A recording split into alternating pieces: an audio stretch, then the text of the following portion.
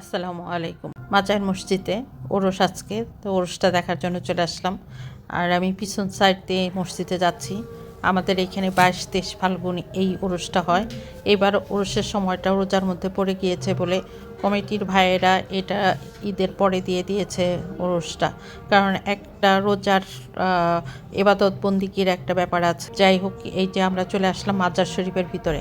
মাজার শরীফের এই খাঁচাগুলোর ভিতরে মানুষ হাঁস মুরগি যেরকম মানত থাকে সব এই খাঁচার ভিতরে এনে ছেড়ে দেয়।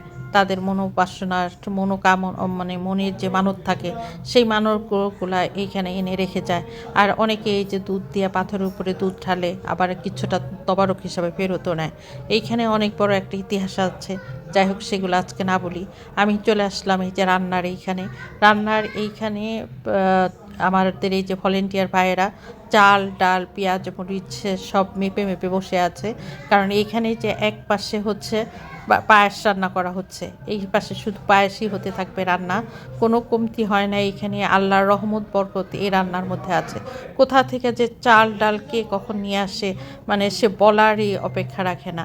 আর চুলাও কখনো খালি যায় না। আর এই পাশে সব হচ্ছে খিচুড়ি, সারাদিন ভরে এই খিচুড়ি আর পায়েস রান্না হতে থাকবে যতক্ষণ এই ভক্ত অনুরাগীরা আসতে থাকবেন।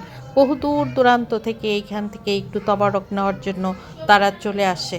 আর আমাদের এই ভলেন্টিয়ার ভাইয়েরা তো খুবই পরিশ্রমী। তাদের কমিটির যে নিয়ম কানুন সমস্ত কিছু তারা আগে আলাপ আলোচনা করে তাদের নিয়ম শৃঙ্খলা ঠিক রাখার জন্য, মাজারের পবিত্রতা রক্ষা করা, এইগুলা বা পরিষ্কার পরিচ্ছন্নতা করা, এইগুলা তাদের একটা নিয়ম কানুনের মধ্যে তারা একটা বেঁধে ফেলে কিভাবে কি করবে।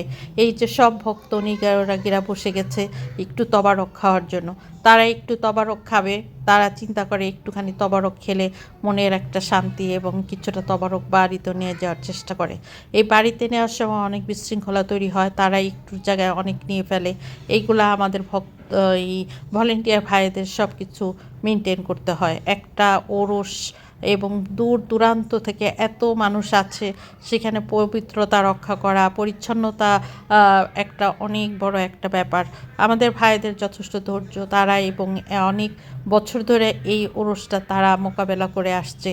450 বছর ধরে আমাদের এই মসজিদটা এখানে হজরত শাহ রোস্তম আলাইসাল্লাম এর মাজার এখানে।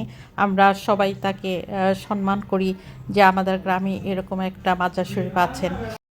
আর এই যে ভাইরা যথেষ্ট পরিশ্রম করে যাচ্ছে। আর এই ভিডিওটুক ছিল আমার ওরসের পরের দিন। কারণ ওরসের দিন এইখান দিয়ে একটা মানুষ হেঁটে যাওয়ার মতো আমাদের কোনো অবস্থা ছিল না। আজকে সব মানুষজন চলে গিয়েছে, ওরস শেষ। আর আজকে চলছে সব ভলেন্টিয়ার ভাইদের মাজার শরীফ মসজিদ পরিষ্কার পরিচ্ছন্নতার কাজ। সমস্ত জায়গায় পরিষ্কার পরিচ্ছন্নতা করা, প্যান্ডেল খোলা, এগুলা বিশাল একটা ব্যাপার। এইখানে সর্বশেষে একটা কথা, আমরা যেন কুসংস্কারে না পড়ি আর মসজিদের পবিত্রতা যেন সবসময় রক্ষা করে চলতে পারি।